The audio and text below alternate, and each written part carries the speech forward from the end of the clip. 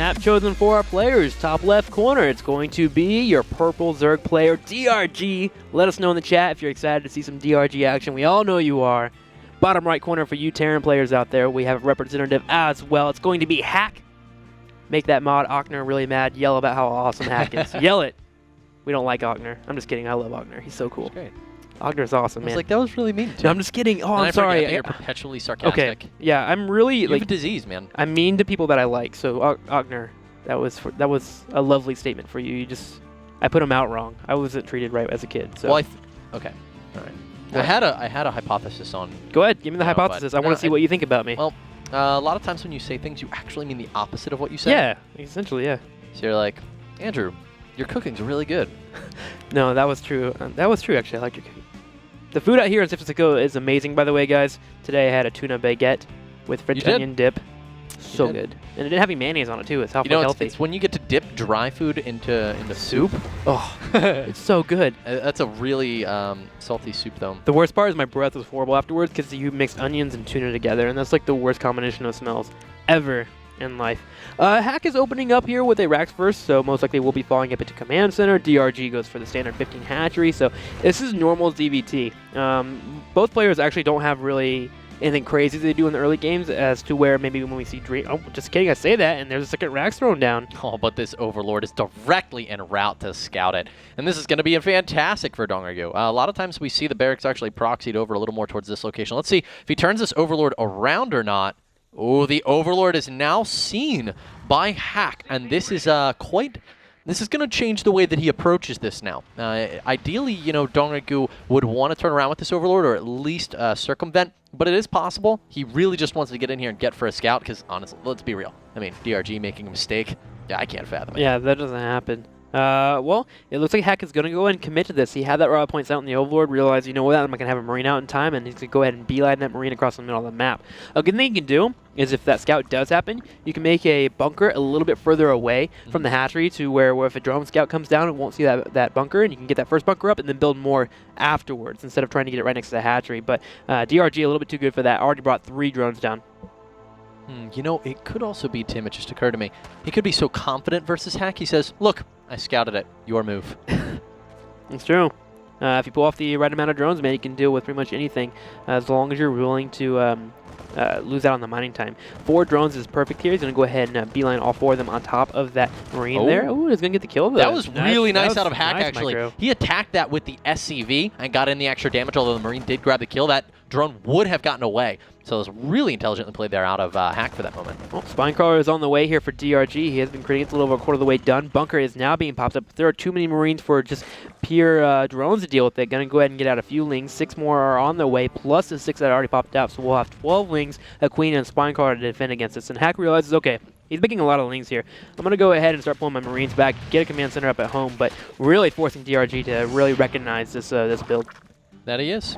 He does not cancel the Spinecrawler, notably. Of course, 2-Rex has the potential to continue pumping out units, so it's always very helpful. In fact, a lot of times, even without the Spine, we see players make the Spinecrawler in order to be safe even afterwards. Yeah.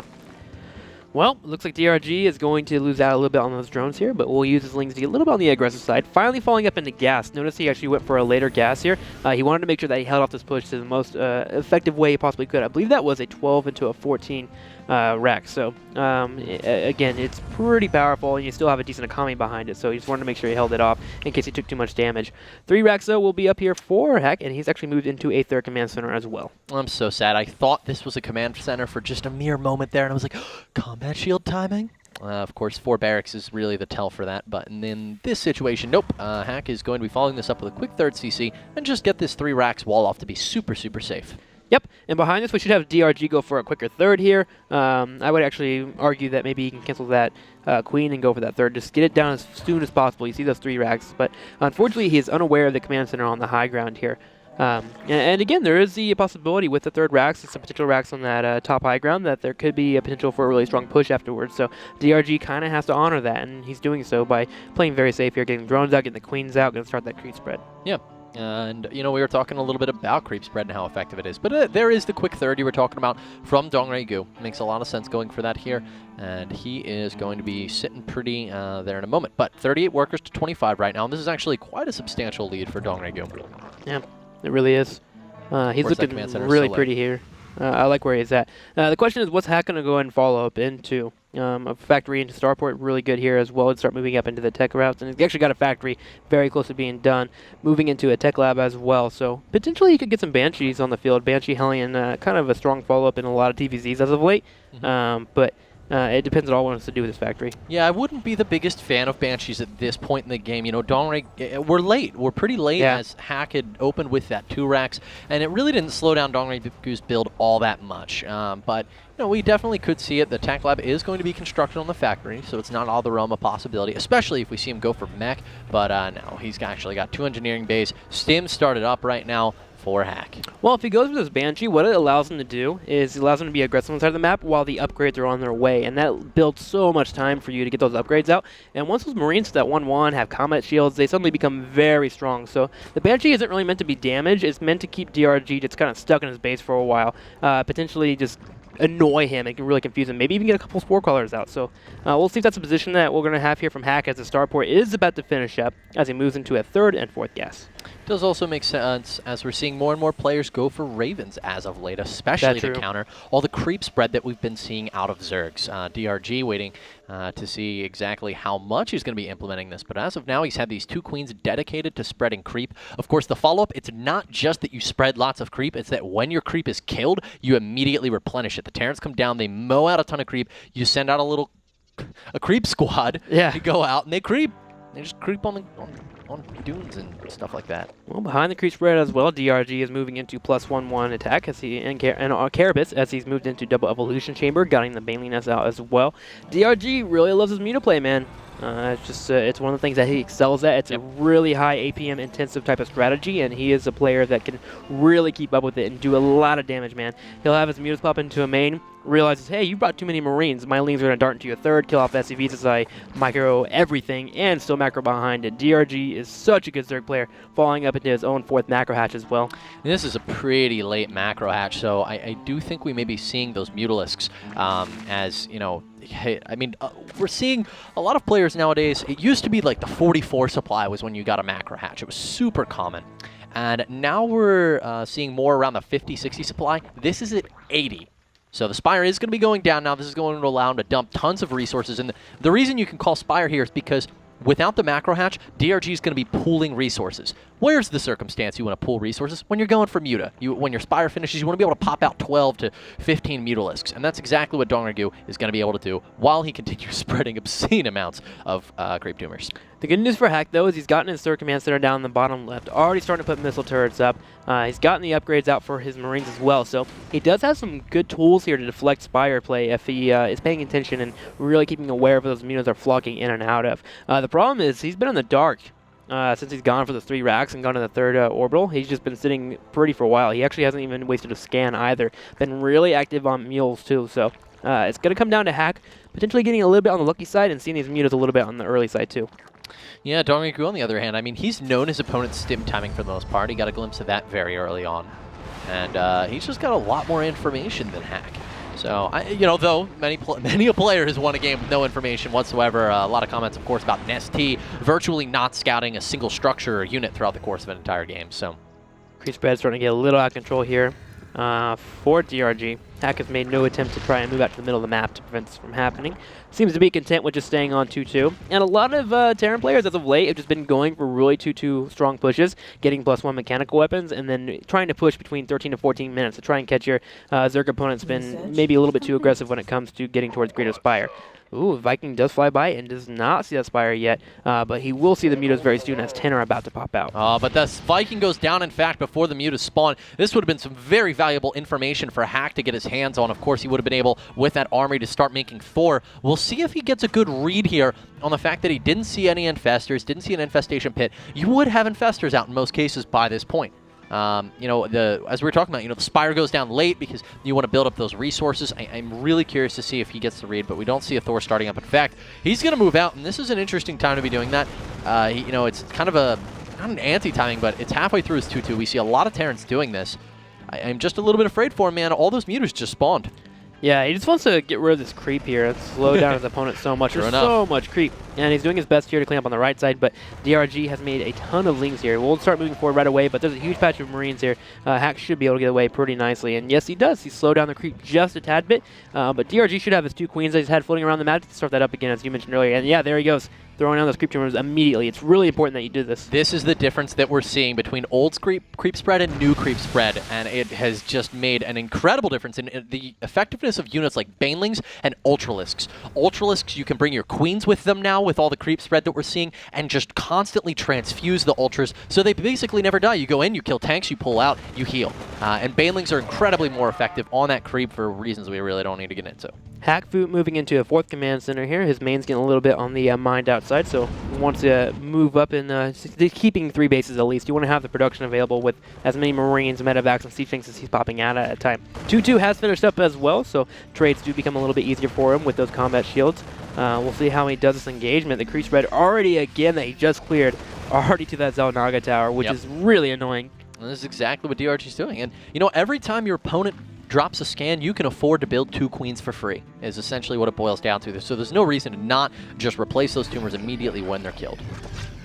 Lone Queen will make 8 Marines run away with the Link support. Should have a 5th hatchery come down. Really wanting to have one for DRG very soon. Nice here. spot. Catches that medevac, and that's the advantage of having creep spread in the middle of the map. You can put your overlords on the right and the left side here and catch those medevacs so darn quickly so they can't even do any damage. So it forces Hack to push towards the middle of the map here and get on your creep to even try to engage you. And if they don't engage you, you move up to a Greater Spire by getting your Hive, and then move up to 3-3 upgrades, get Adrenaline Glands, and just have your late game GG Lords. Well, here's the thing, though. DRG, you know, he kind of forgot to go for that Hive tech. It's pretty late. His 2-2 completed, and Hack's already going to be 70-80 seconds into 2-2 by the time DRG starts his own. Well, at the same time, the 5th base has been attacked too. It will be killed off, but DRG going to go for a counterattack here. Has Lings available on the bottom left corner. Siege tanks are going to siege up, and DRG will be forced to retreat. Getting a few Marines there for essentially a hatchery. He didn't even cancel it, actually, so lost out 300 minerals. He did, but you know, he's got his 4th base over here on the left, and that's one of the things I really like about what DRG opted to do here in the mid game is double expand. He's going to get that free tank medevacs as well in a very bad position right now. Dongray Gu getting some nice hits in. Did lose quite a few Banelings though, notably, but his bank right now, he can definitely afford those. Yeah, Hack. Can we actually look at his keys really quick? I'm going to click him. His medevacs. Yeah, I'm trying to figure out why his medevacs were just sitting there floating. I think he's actually controlling them manually. They're not in the hotkey. It looks like. So that could have been the reason why they were sitting there. He just simply forgot them for a second, which is actually really cool. But we do have a huge flank available here for DRG. You see the Lings and the Banelings in the bottom right corner. Go for that counterattack. DRG loves to do it with this style, but Hack is aware of it. Left some Marines and some siege tanks. All right, Banelings rolling in. The tanks are going to be easily sniped down. Notice he actually did A-walk those Banelings. Typically, you want to walk by the tanks. Beautiful splitting here out of Hack on those SCVs. If there is any reason that he doesn't die from this attack, this is going to be it. Banelings are coming in, trying to find that SCV train, but it's doing a great job hiding right now. All the Banelings killed off. DRG, where did his mutas go actually? They are here with these Banelings, and oh my goodness, did he lose a number of them? Only 7 definitely did. Remaining. There was a couple of Marines that actually caught them on the way back and sniped a few of them as DRG was really busy with his Banelings in the natural. And now with a small amount of, oh my gosh, Hack is moving forward and getting a few more mutas, and you gotta be careful with your mutas. They have Marines underneath them, they will be dispatched very quickly. DRG's okay to lose the supply, but still, you don't want to lose mutas that quickly. He's moving into Greater Spire, wants to start moving into those Broodlords. Yeah, he does. He's going to be firing those up likely in just a second, but this is I'm intrigued by the fact that he's going for the Broodlords here because he's in a tough spot right now. He just lost a ton of mutas, which is going to make medevacs essentially a little bit OP against him. He's got barely any infestors. He's got 4.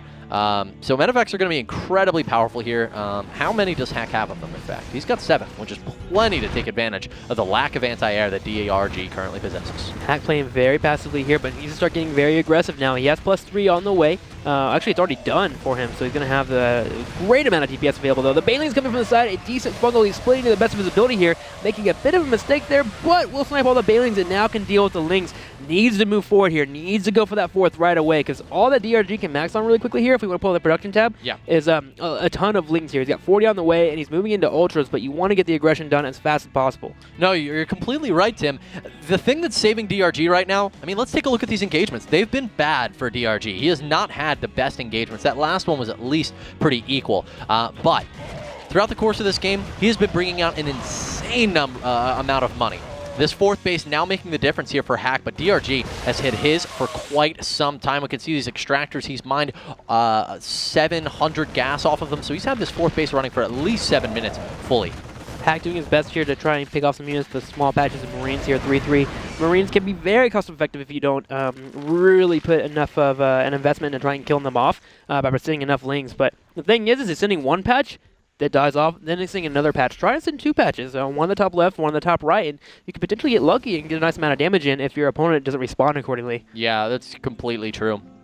So now we've got DRG. I mean, he hasn't been getting the best engagements. We mentioned that earlier. His creep spread, he needs to reestablish these tumors. He's doing a good job getting those going because these Ultras are not as powerful without that Queen support, but I just can't get over the fact, man. I actually just realized this. Look at these extractors. 1,700. 1,700. DRG has been mining off his fourth base as long as Hack has been mining off his third. That's the definition of where you want to be as a Zerg player. Always a base ahead of your opponent, and it's really paying off for DRG, who has been able to get away with some serious losses and still be in a great position. Good thing for Hack, though, is he's starting moving into a nice amount of Marauders here. One that helps out against Banelings. They tank a lot, and they also deal with the Ultras pretty nicely as well. So if he can get a good engagement, deal with the Banelings and mostly die off. He can follow up and killing off the Ultras with some great micro here. And I like that he's trying to keep doing drops. DRG's really active in trying to kill them off. Yep. It really keeps DRG back for a while, but DRG's finally deciding to move into Broodlords now. He's actually got 3 Corruptors on the way, so he will start that production. All right, well, Medevac drop is going to be inbound at this top right base. There are no units nearby whatsoever. The Spine Crawlers are not in position to really help out. Actually, there's a Baneling, a couple Lings, but that's about it. Units are going to have to respond to this. DRG sends them up to the top right, and drop is going to kill off a couple of drones here.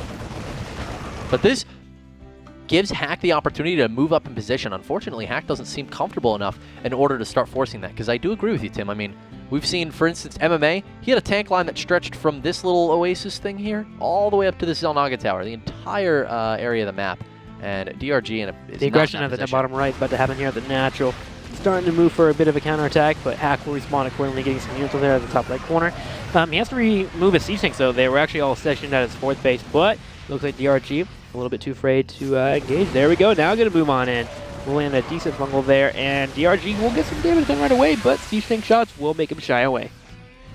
They will. Hack is playing incredibly defensive right now, and I think he's actually in a pretty good position, so he could push out.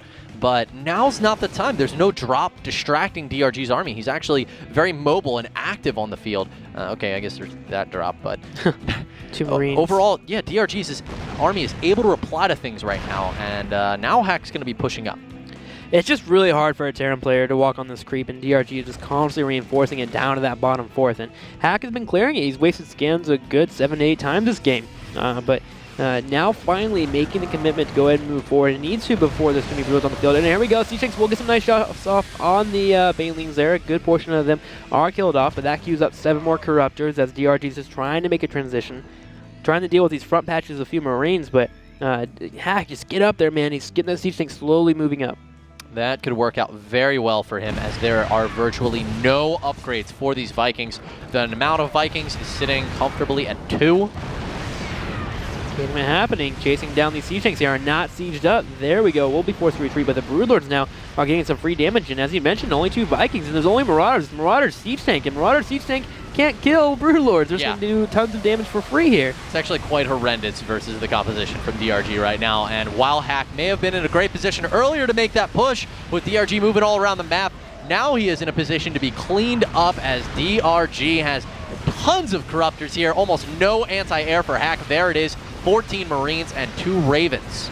Well, Hack was ready for the transition. He had 7 Vikings on the way, and there we go. They do pop up, but there's so many Corruptors now here. DRG's done a good job of hiding this tech from actually popping up for him, but with some nice control here, a couple Marines helping snipe the Corruptors. If he can get these last 3 Corruptors killed off really quickly here, he can deal with the Broodlords. The Broodlords are moving forward down to the bottom fourth. Can Hack hold this? Marine's trying to reinforce at the same time as well with the Planetary Fortress helping out. It's going to allow Hack to at least stabilize for a little bit. Yeah, well, he needs the Corruptors dead. He landed a great Hunter-Seeker missile. Now he's taking out the last of the Corruptors. There's not a lot left. 4 more Corruptors are going to join. That might be enough, actually, for DRG to be able to stabilize here as he continues pushing forward. A great transition here. Banelings getting on the SCVs, and they are all going to go down. That should spell the death of this Planetary. DRG has some Ultra sprinkled in, he has a couple of Broodlord sprinkled in, and he has a nice amount of Corruptors. GG, yo, thrown down from Hack here, and DRG will be taking game number 1 of the series. A slow, methodical push there from DRG. He very much took his time with that, Yeah. and Hack just couldn't seem to deal with it. The opening was just a little bit hard for Hack. He did a good job of sitting back in the natural and third, but just never knew an idea of when transitions were ever coming. You need to waste a scan at that point. I know you're too busy trying to mule up, trying to get back into the game because you feel so far behind an economy for going for a 2-Rex. But you got to use a scan, man. You got to try to get an idea of what your opponent's going for. That first Viking he sent out just didn't get the information that he needed. It's really true. And, you know, one of the things that was also really late from Hack was a Raven. We didn't see it on the field till extremely late. And that helps you clean up creep a lot. He was using scans to clean them up, which I think is a little bit behind the meta right now. We do see a lot of players going for Ravens, not just because of the free Hunter Seeker, but to clean up the creep that we're seeing players spread. DRG doing a great job of it that game. One day we'll have Ravens, man. Even if it's hard to swarm, we'll eventually get Ravens in this game type. All right, guys, let's go ahead and run to a commercial. We'll be going to game number 2 on Entombed Valley after the commercial break.